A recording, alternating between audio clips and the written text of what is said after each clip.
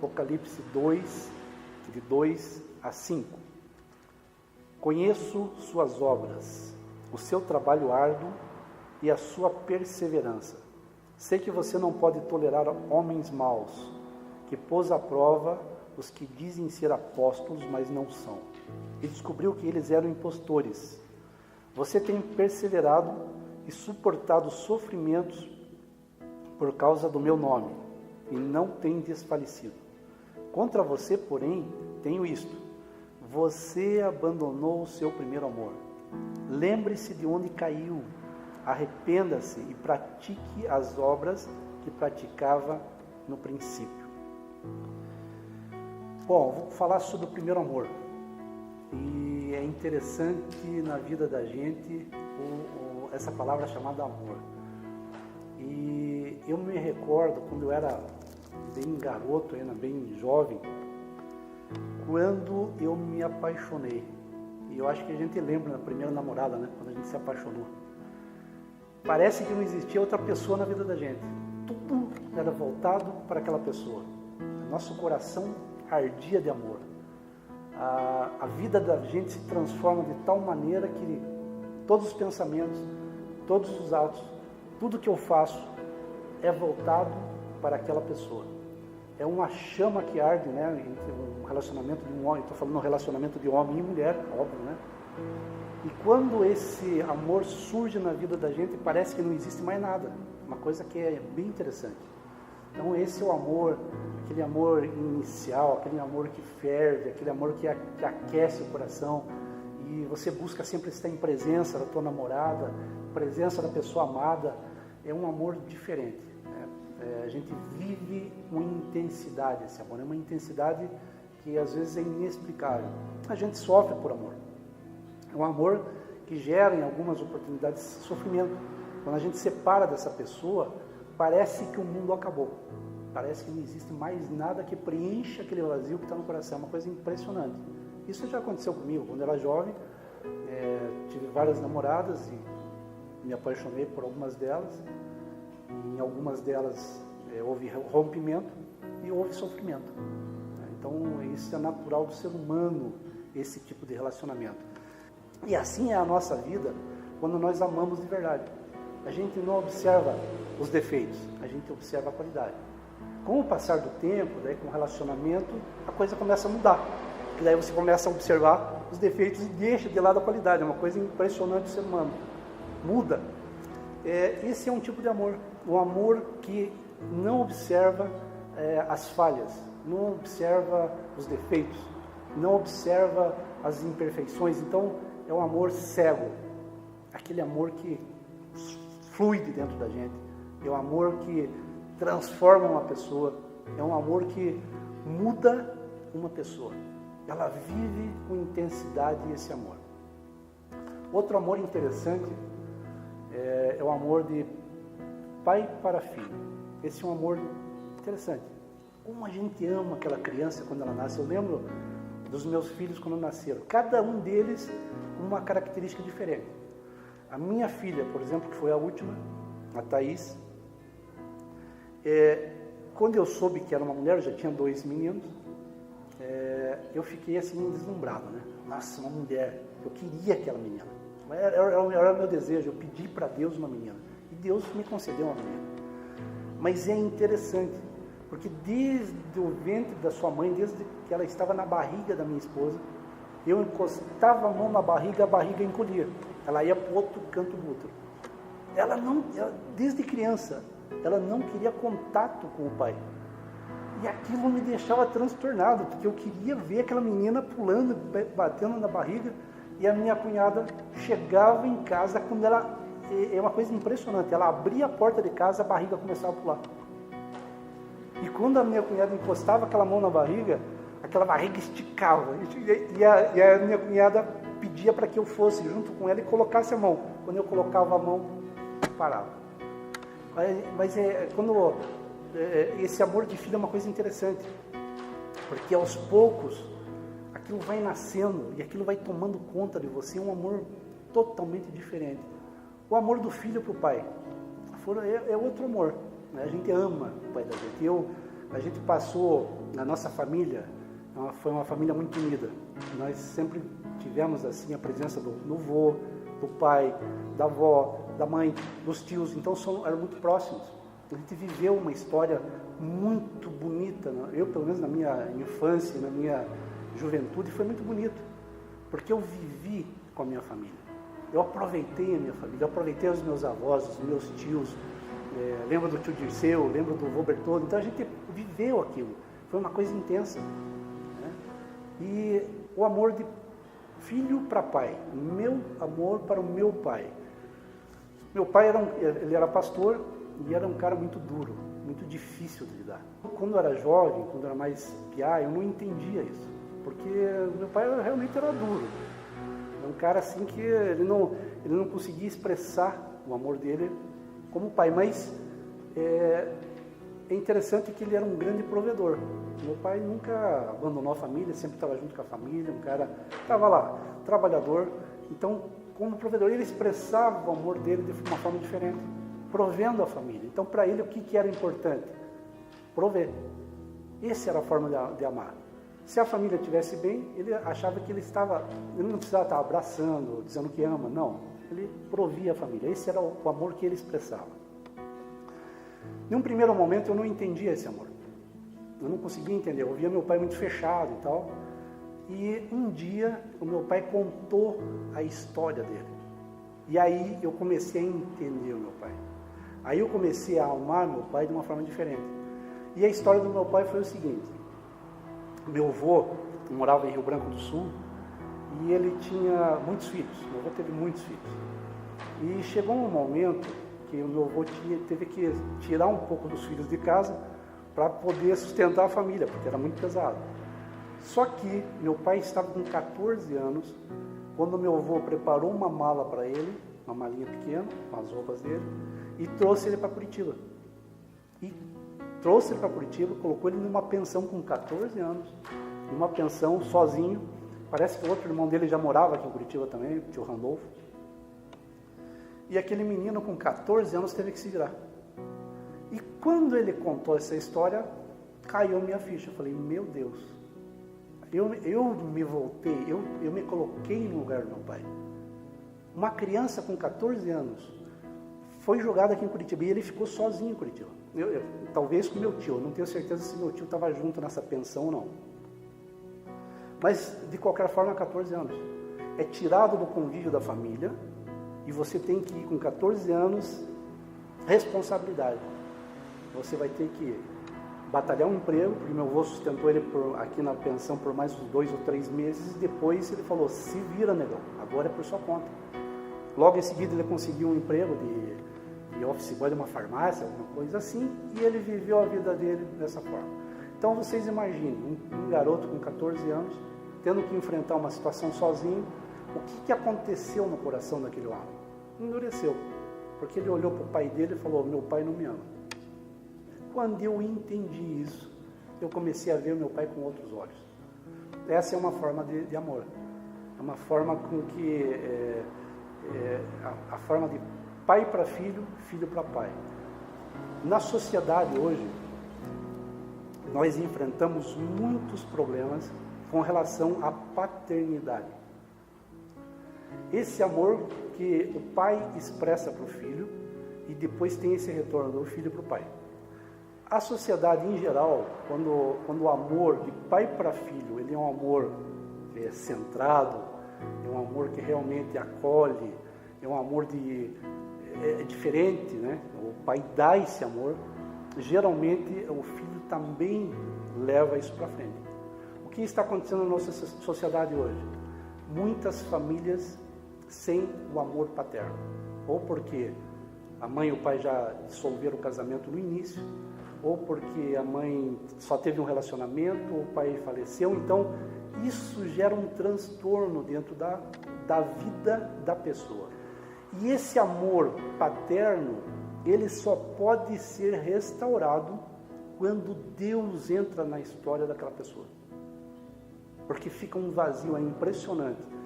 Quando eu estava na outra igreja, na comunidade cristã de Curitiba, o pastor Miguel, ele trabalhou muito a questão da paternidade. E é uma coisa impressionante o que aquelas pessoas sofriam dentro dos seus corações. Porque a gente imagina um caso ou outro, não, eram várias pessoas.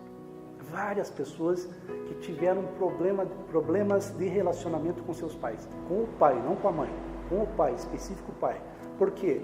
Se vocês notarem, há uma ligação direta. O pai, Deus, e o pai terreno, o pai carnal. Há uma ligação.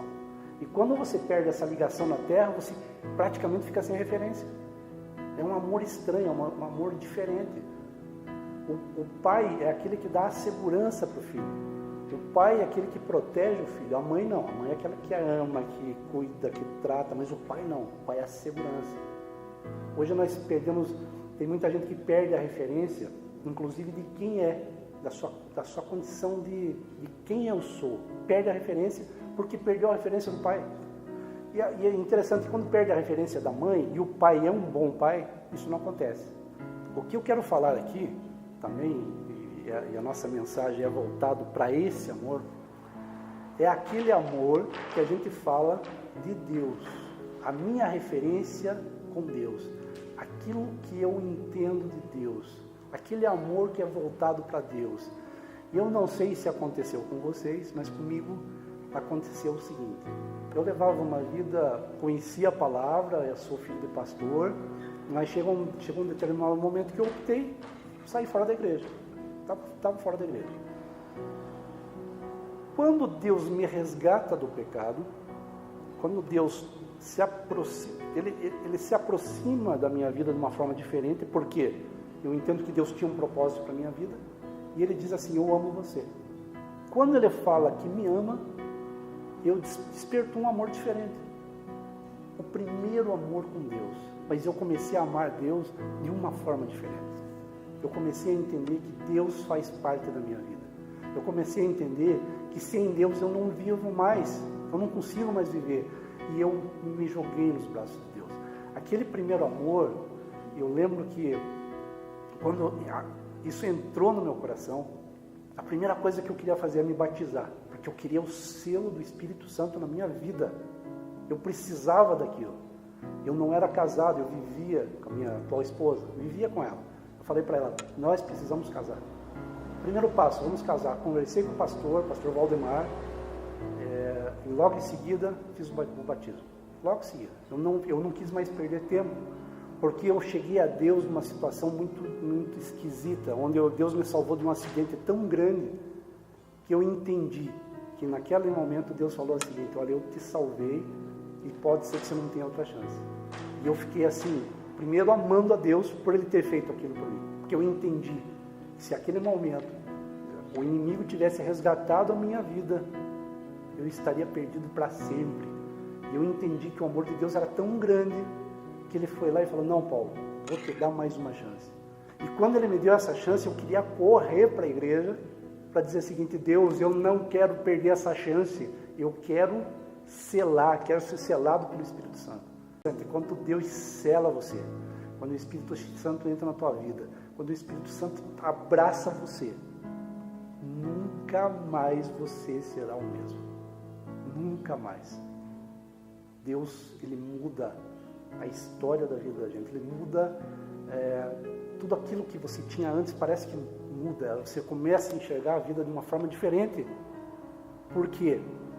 Porque no primeiro momento você enxerga as coisas que acontecem, o dia a dia, o cotidiano, mas com Deus as coisas mudam.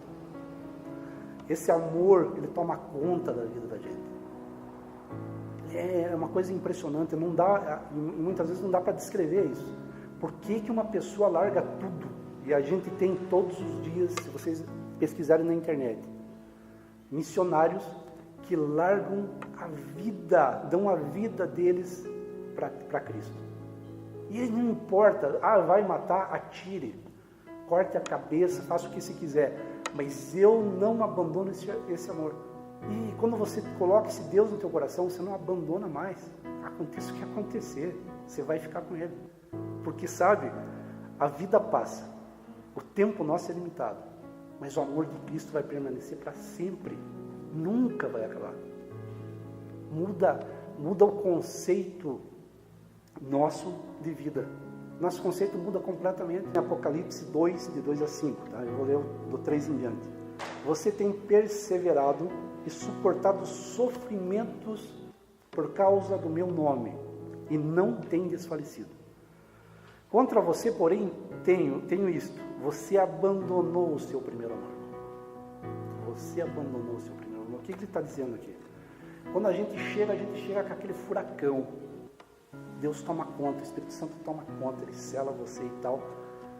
Chega um tempo, você começa a esmorecer. Parece que eu amo a Deus, mas já não amo tanto. Eu amo, e amor de homem e mulher parece ser a mesma coisa. No primeiro momento você faz tudo pela pessoa. Aí você começa a viver. Passou o primeiro ano, segundo ano, lá pelo 10º ano, eu tenho que casar para fazer a outra pessoa feliz. É diferente. Eu tenho que decidir amar. Deus decidiu nos amar. É isso, é essa troca. Quando Deus, Ele primeiro me ama, e depois Ele diz assim, agora eu quero teu amor. E Deus, Ele não é democrático nisso. O que Jesus fala? Amar a Deus sobre todas as coisas. Ele não tem democracia. É amar a Deus sobre todas as coisas. E acabou. E todos os mandamentos se resumem nisso. Porque a partir do momento que eu amo a Deus sobre todas as coisas, com essa intensidade, o resto eu vou praticar. Porque eu estou dentro da palavra e eu vou seguir os ensinamentos de Cristo. Aí eu vou amar meu próximo, eu vou ser um cara honesto, um cara sério, e eu sigo o resto. Eu não preciso. É interessante, mas primeiro Deus me ama. Ele inverte, né? Ele me cria, eu sou uma criatura de Deus e Deus me ama. Aí ele diz assim, filho, eu estou aqui, e o que você vai fazer? E muitas vezes as pessoas cruzam os braços e esquecem do Criador. E aí eu passo a ser só a criatura de Deus, mas eu não sou o filho de Deus. Olha a diferença. Olha a diferença.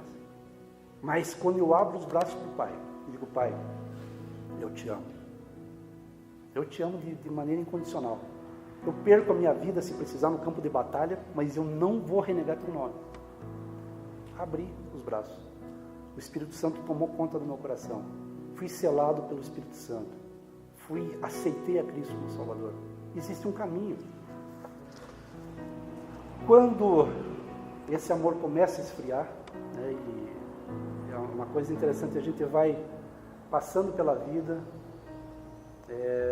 nós temos as desilusões da vida, normal, os sofrimentos, passamos por problemas, tempestades, e parece que quando você não exercita esse contato com Deus, você não está muito próximo de Deus, e isso está acontecendo muito nos nossos dias, parece que é um distanciamento.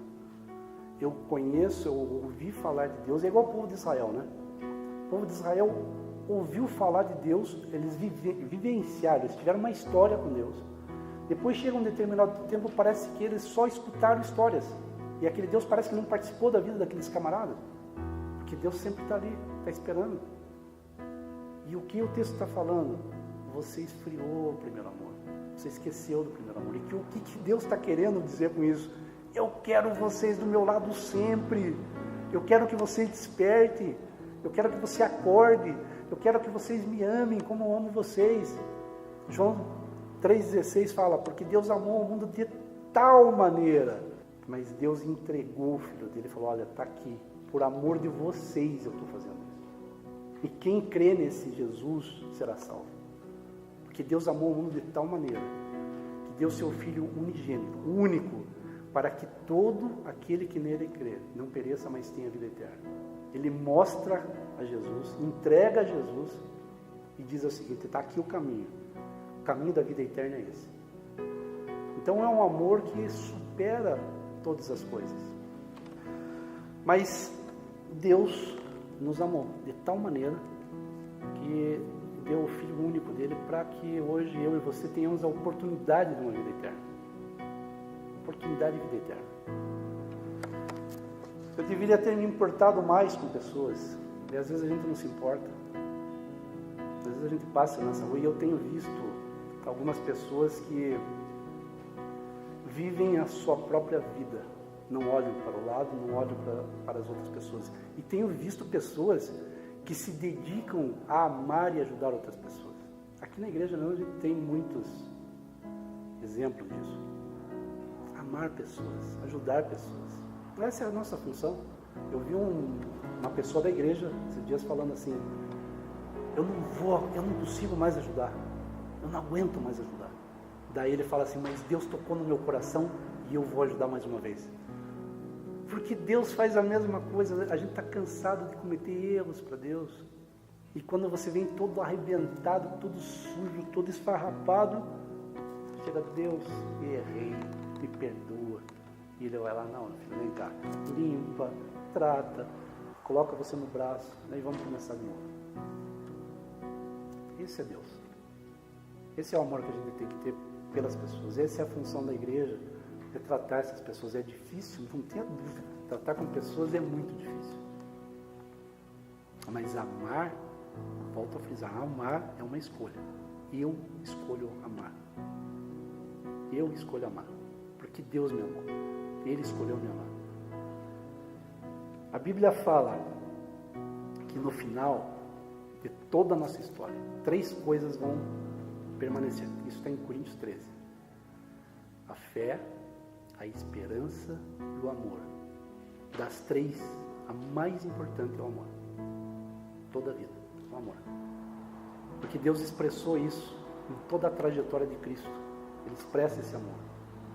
E Deus, Ele quer um relacionamento profundo com a gente. Ele não quer relacionamento superficial. Ele quer profundo. Ele quer um relacionamento em que você interaja com Deus. Que você esteja na presença de Deus. Temos tido esse relacionamento? Às vezes não. Às vezes eu me chego a Deus apenas por interesses. Interesses dos mais diversos. Às vezes eu quero uma cura, eu quero um interesse financeiro, eu quero um emprego melhor, eu quero isso, eu quero aquilo. Mas nem a minha parte com Deus eu faço. Eu não tenho um momento com Cristo, eu não tenho um momento de oração, eu não tenho um momento de reflexão, eu não tenho um momento de leitura da palavra. Isso faz a diferença na vida da gente. Como que e eu vejo a relação daí com a relação pai e filho. Como é bom, né, quando você está junto com o teu filho está te dando alguma atenção. E como é bom quando você tem o pai e o pai está te dando alguma atenção. Agora, se você tem um relacionamento frio, e o relacionamento com Deus é um relacionamento frio, em que Deus está esperando ter um contato e você só tem o contato quando você precisa de alguma coisa. E muitas vezes eu tenho visto, né, nas igrejas que as pessoas nem oram para Deus pedindo. Eles pedem que o pastor ore por eles. Por quê? Ele acha que a fé do pastor é melhor do que a deles. Não. O pastor é uma pessoa igual a nós. Agora, o relacionamento do pastor é íntimo dele com Deus. E qual é o relacionamento que eu tenho com Deus? Às vezes nenhum. Eu dependo da fé de uma outra pessoa? Não. Nós precisamos quebrar esse paradigma. A gente precisa exercitar a intimidade com Deus. E não precisa muita coisa. Não precisa muita coisa.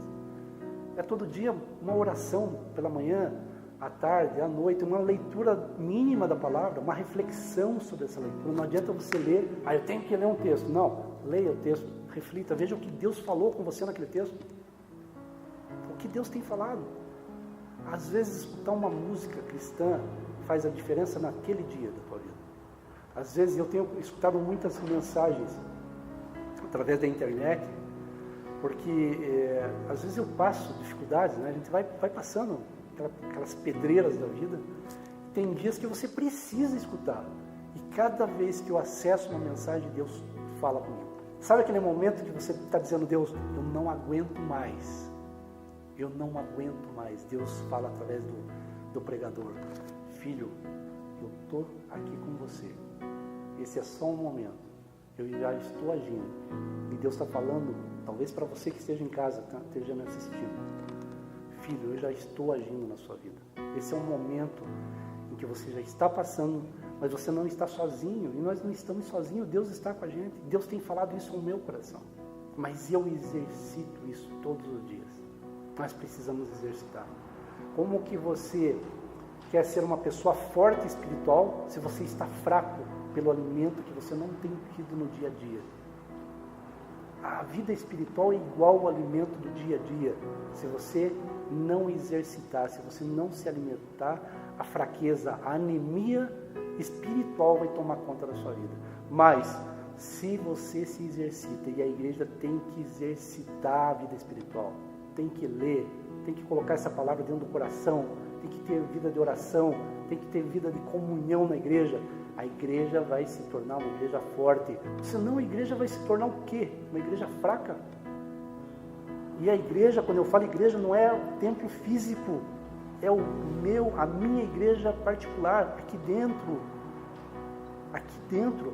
Se aqui o meu templo estiver sujo, se o meu templo estiver vazio, o que eu vou apresentar para Deus e como que eu quero que o Espírito Santo haja na minha vida e na vida das pessoas através da minha vida? Não vai agir. Para a igreja se tornar forte, eu tenho que me alimentar. Eu tenho que fazer. Não é meu irmão. Ele tem que fazer a parte dele, eu preciso fazer a minha parte. Tenho feito a minha parte. No final da história, 3 coisas permanecerão. A fé, importantíssima. A esperança da vida eterna. E o amor, é Deus. Que Deus esteja abençoando cada um de vocês. Que a graça de Deus sempre esteja sobre a vida de vocês. Agradeço a atenção de você que está me assistindo pelo vídeo. Que Deus tenha tocado o seu coração. Que Deus que essa porção da palavra de Deus, ela possa fazer efeito na sua vida. Que essa porção da palavra de Deus, ela mude a tua vida. E se você não tem uma história com Deus, é o momento. Deus tem com toda certeza, se você está assistindo esse vídeo, aonde quer que você esteja nesse momento, Deus está falando com você. É uma palavra de vida eterna, não é uma palavra qualquer. Não é uma palavra de um tempo que tem início e tem fim nessa terra. É uma palavra que tem início e não tem fim. Que ele pode encerrar nessa terra. Mas a esperança da vida eterna supera todas as expectativas. E não adianta. Aqui nós temos um tempo. A vida eterna é eterna. O que você prefere? Um tempo onde esse tempo vai acabar? Ou um tempo que não existe mais? Um tempo eterno onde você vai viver uma vida. Fé, esperança e amor. Na vida eterna permanecerá só o amor. Imagine se quando nós vivemos nessa terra, quando nós sentimos amor, muda a nossa vida. Imagine sentir o amor para a vida eterna. Aquilo preenchendo. Eu acho que o combustível da vida eterna, o combustível da vida eterna se chama amor. Que Deus esteja abençoando todos, que tenham uma noite, uma semana cheia de graça, de paz, prosperidade, de saúde, enfim, Deus esteja com vocês.